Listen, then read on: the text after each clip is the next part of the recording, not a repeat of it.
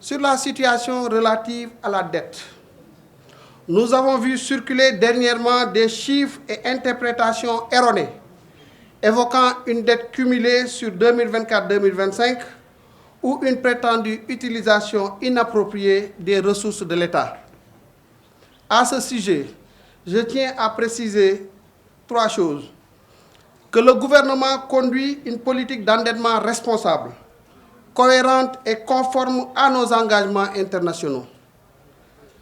Deuxièmement, que les ressources mobilisées servent prioritairement à soutenir l'investissement productif, au développement des infrastructures et à la transformation de notre économie, conformément aux priorités de l'agenda national de transformation.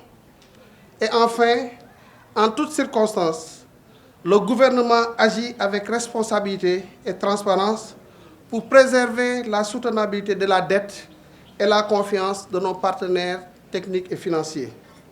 Cette approche s'inscrit dans un cadre de gestion des risques avec pour objectif constant de renforcer la résilience de notre économie.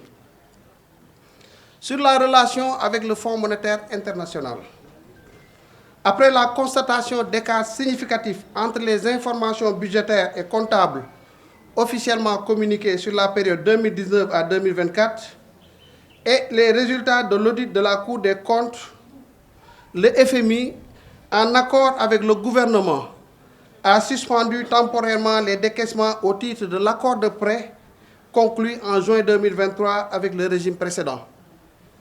Cette suspension vise à permettre une évaluation approfondie des causes et de la portée de la communication d'informations budgétaires et comptables inexactes. Les deux parties ont convenu d'entamer par la suite des négociations en faveur d'un nouveau programme sur la base de la situation réelle des finances publiques ressortie du rapport de la Cour des comptes. Ce nouveau programme économique et financier, élaboré à l'initiative de l'État du Sénégal à partir de la vision Sénégal 2050, du Master Plan et de la Stratégie nationale de développement, qui est le programme quinquennal de l'agenda national de transformation, vise à restaurer la crédibilité de la gouvernance financière publique. En outre, le FMI continue d'apporter au Sénégal un appui technique dans des domaines clés tels que la mobilisation des recettes, la gestion des investissements publics ou la réforme du secteur de l'énergie. Sur la loi de finances rectificative, la préparation de la loi de finances rectificative se poursuit dans le respect des procédures et exigences de sincérité budgétaire. Le document de programmation budgétaire et économique pluriannuel aussi, qu'on appelle communément DPBEP, sur la période 2026-2028, et qui encadre le dialogue avec le Parlement, a été adopté hier en Conseil des ministres.